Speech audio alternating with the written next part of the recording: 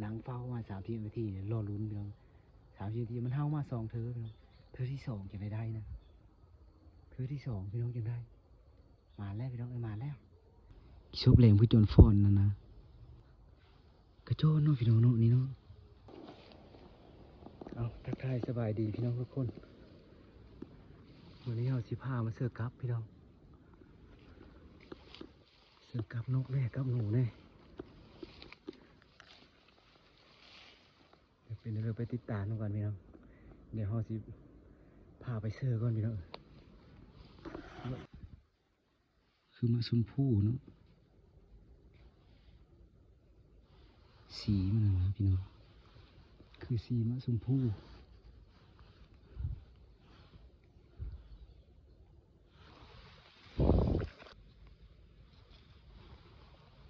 จุดเปลี่ยนมาพี่น้องนี่นะนี่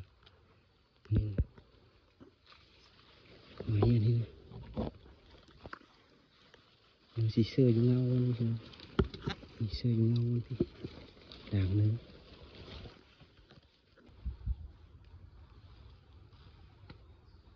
จอดหน่อยนึงพี่น้องเสื้ออยู่ลุง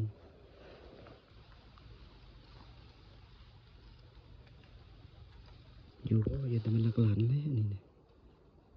ปีนหัวลงซะพี่น้องนี่หมายหนึ่งพี่น้อง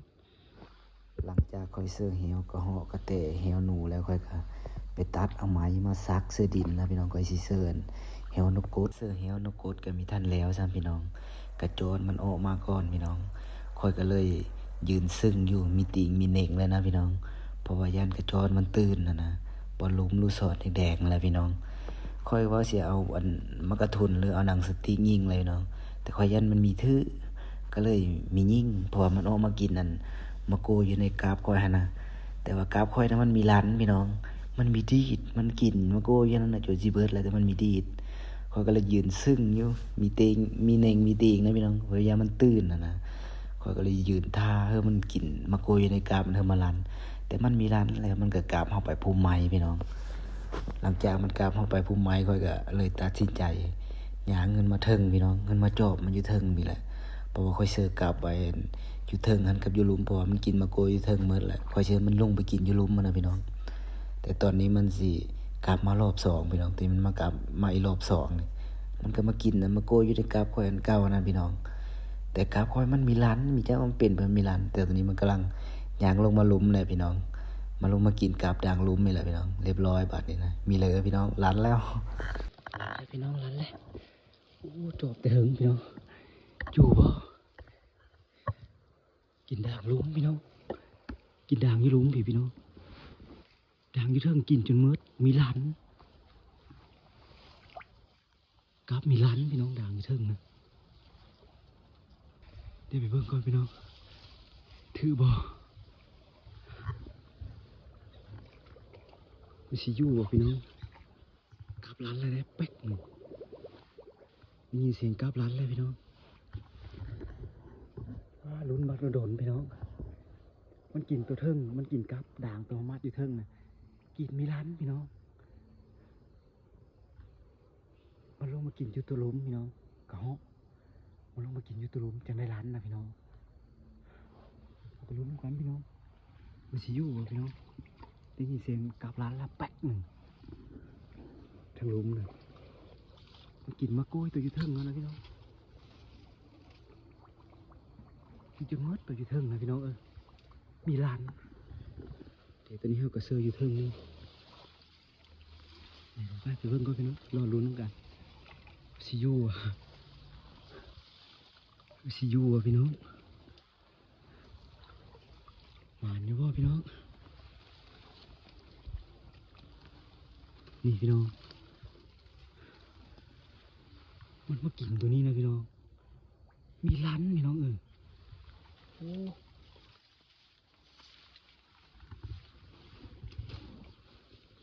นี่นะพี่น้องมากินกาบด่างนี่นะโอ้เกือบอันนั้นเนาะมีรันยังน้อยเดียวหนึ่งพี่น้องนะเบิ่งดูไล่มานี่นะกล้วยกับจุดสิรุดเนาะนะพี่น้องนะกล้วยกับจุดสิรุดเนาะมันมีรันพี่น้อง โอ้ยเอาแล้วพี่น้องจดแล้วพี่เขาเสื้ออยู่หลุมพี่น้องมาลงกินตัวหลุมพี่จะได้ลันนะพี่น้องโอ้เอาแล้วพี่น้องนี่โอ้คือว่าสิมีอยู่พี่น้องเอาแล้วพี่น้องนี่โอ้จดแล้วพี่น้องจดแล้วเมนเบอร์กระโหนะพี่น้องกระโหหรือกระโจนพี่น้องมาแล้วพี่น้องมาแล้วโอ้จดแล้วพี่น้องจดแล้วมาแล้วจบอยู่พี่น้องมันเฮามาเกือบจำกระตูพี่น้องโอ้มาแล้วพี่น้องจวดละมันเอามาเกือบจำกระตูแต่มีก้ายิงตีแง่งก็ไม่ได้พี่น้องย่ามันตื้นย่ามันมีเฮามากินนะพี่น้องตีแง่งก็ไม่ได้พี่น้องย่ามันมีเฮามากินว้าตัวมันมาแล้วพี่น้องมาแล้วนี่มันมากินตัวนี้นะพี่น้องนะมันมากินด่างนี่นะด่างเอามัดอยู่นี่นะพี่น้องมีร้านด่างนี่นะมันจนยึดดึงเอามาโกยไปแล้วพี่น้องแต่มีร้านด่างนี่นะว้าวมันลงมากินด่างยี่หลุมพี่น้องนะ